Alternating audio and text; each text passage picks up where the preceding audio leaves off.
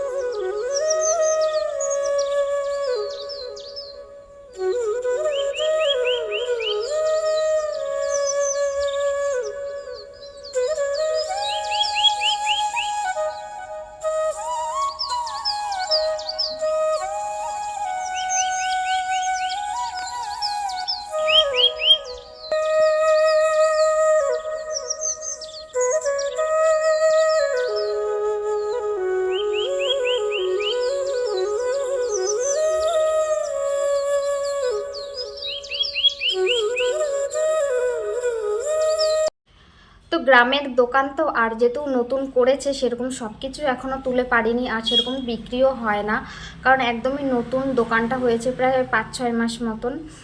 তো সেরকম মালটাল এখনও কিছু তোলেনি, অল্প অল্প করে তুলছে। তো গিয়েছিলাম মুড়ি আনতে, ডিম আনতে। তো ডিমটা ছিল, মুড়িটা ছিল না, তো সেই কারণে আর মুড়িটা আনা হলো না।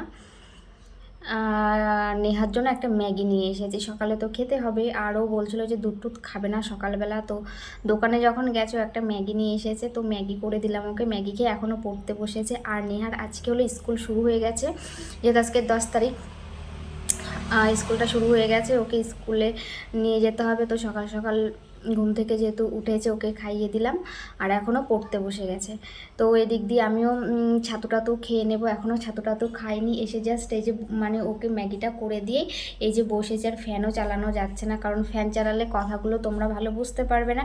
তো সেই কারণে আমি ফ্যানটাও চালাচ্ছি না। তো দেখেছো মানে 2-3 মিনিট হয়েছে ফ্যান অফ করেছে, তার মধ্যে দেখো ঘেমে পুরো একাকার হয়ে গেছে।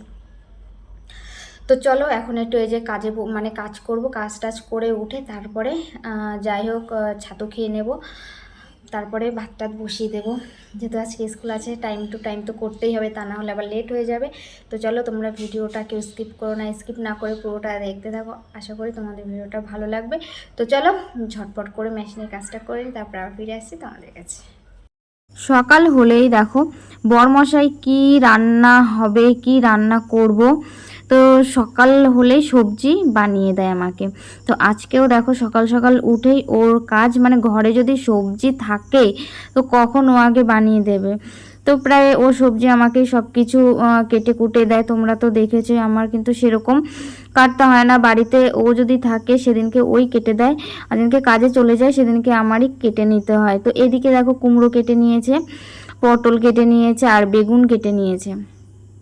বেগুন ভাজা হবে, পটল তেলা হবে, মানে তেল পটল যেগুলোকে বলা হয় সর্ষে বাটা ফাটা দিয়ে, তো সেই করব। আর কুমড়ো ভাজা করব, আর সাথে করব ডাল। বেশি কিছু আজকে করব না, আজকে শুধু ভাজাভুজি দিয়ে খেয়ে নেব। আর ওইদিকে কাজ করে নিয়েছি, আর কাজ করতে করতে না ভালো লাগছিল না, মাথাটা এমন মানে মাথাটা খুব ঘোরাচ্ছিল। তো এদিকে দেখো আমি ছাতু খেয়ে নিচ্ছি, আর ছাতু খেলে একটু থাকে বেশিক্ষণ পেটে, মানে খিদেটা কম পায়। তো ওইদিকে তো নেহাকে আমি ম্যাগি করে দিয়েছি, নেহা তো ম্যাগি খেয়ে নিয়েছে, আর এদিকে আমি এখন ছাতুটা খেয়ে নিচ্ছি। আর নেহার বাবা গেছে বাজারে। তো এদিকে দেখো আমি এটা খেয়ে আবার বসবো কাজে, তারপরে রান্না বান্না করব, কারণ এইটুকু রান্না করতে বেশি টাইম লাগবে না। আর আমি কাজে বসেও রান্না করি, একদিক দিয়ে রান্না হয়, আর একদিক দিয়ে আমি সেলাই মেশিনের কাজ করি। তো এইভাবেই দিনটা আমার চলে যায়। তো আর এখন যেহেতু নেহার স্কুল ছুটি, স্কুল খুলবে কিছুদিন পর, তো সেই কারণে অতটা আমার তাড়াহুড়ো নেই। দিনটা এইভাবেই আমার কেটে যায় স্বামী, মেয়ে, সন্তান মানে এদেরকে নিয়ে।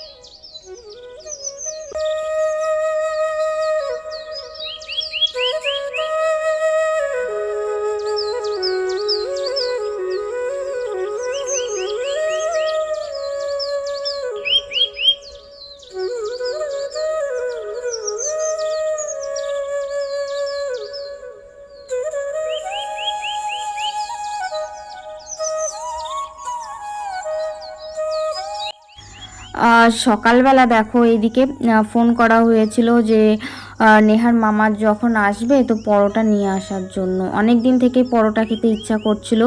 আর ও যেদিনকে গাইঘাটায় আসে, মানে গাড়ি ঠিক করতে যেদিনকে আসে, যদি আগের থেকে ফোন করে যদি কথা হয় তো আমি ওকে বলে দিই যে একটু পরোটা নিয়ে আসে, কারণ হাঁসপুরে সে পরোটা মানে বাবার বাড়ির ওই পরোটা খেতে খুবই ভালো লাগে। হ্যাঁ, এবার তোমরা বলতে পারো যে শ্বশুরবাড়ির মানে গাইঘাটাতে কি সেরকম পরোটা পাওয়া যায় না? পাওয়া যায়, কিন্তু বলো তো কি, এটা যেহেতু বিয়ের আগে থেকে খেয়ে এসেছে, এটার স্বাদ মানে একটু অন্যরকম। আর পরোটার যে পরোটাগুলো একদম সফট, কি বলবো, খেতে খুবই স্বাদ, আর তরকারিটাও অসাধারণ, খুবই ভালো লাগে। তো এইদিকে দেখো তখন তো ছাতু খেয়ে নিলাম, আর এইদিকে এখন আমি আর পরোটাটা খেয়ে নিচ্ছি। আর এখন পরোটা খেয়ে আর কাজে বসবো না, কারণ অনেকটাই দেরি হয়ে গেছে। এবার বসবো রান্নায়। ভাতটা লাস্টে করব, আগে ভাজাভুজিগুলো করে নিয়ে তারপরে ভাত লাস্টে করব। তো আজকের ভিডিওটা বন্ধুরা তোমাদের কেমন লাগলো অবশ্যই কিন্তু কমেন্টে কিন্তু জানাবে। আর ভিডিও বেশি বড় করব না, ছোট্টর মধ্যে তোমাদের সাথে শেয়ার করব, কারণ বেশি বড় ভিডিও হলে তোমরা দেখতে চাইছো না। A few moments later. তো ওইদিকে তো সমস্ত কাজবাজ গুছিয়ে নিলাম, স্নান করে চলে এসেছি। আর ওইদিকে তো রান্না বান্না হয়ে গেছে, তোমাদেরকে তো শেয়ার করেছিলাম কি রান্না হয়েছে। আর এইদিকে দেখো নেহা ঠাম্মি নেহাকে একটা মাছ দিয়েছে, বাটা মাছ, তো সেটাকে এখন বেছে দেব। আর ওই দিক দিয়েও খাচ্ছে। তো আমার খাওয়া হলে আমি ওকে মাছটা বেছে দেবো, কারণ এখন যদি মাছটা ধরি না ভাতে গন্ধ হয়ে যাবে, তো সেই কারণে আমি আগে খেয়ে নিই। আর ও তো খাওয়া হয়ে যাচ্ছে, লাস্ট ওকে মাছটা আমি খাইয়ে দেবো। তো চলো রান্না বান্না তোমাদেরকে তো এর আগে আমি বলে দিয়েছি, আর এখন তোমাদেরকে দেখিয়ে দিলাম। তো আজকের ভিডিওটা ভালো লাগলে অবশ্যই নতুন বন্ধুরা সাবস্ক্রাইব করে পাশে থাকবে, আর পুরনো বন্ধু যারা আছে তাদেরকে তো অনেক অনেক ভালোবাসা। এভাবেই পাশে থাকো, এভাবেই আমাকে সাপোর্ট করো। তো আজকের মতন কিন্তু ভিডিওটা আর বেশি বড় করব না, এখানেই শেষ করব দুপুরের খাওয়া দাওয়া দিয়ে। আর এই গরমে কিন্তু ডাল আর কোনো ভাজাভুজি এগুলোই কিন্তু বাঙালিদের কিন্তু আসল রোমান্টিক খাদ্য, তাই না? এগুলো খেলেই কিন্তু আত্মার শান্তি। তো যাই হোক, এখানেই বিদায় নিচ্ছি, তোমাদের সাথে দেখা হচ্ছে পরবর্তী ভিডিও সকাল 11টায়। টাটা।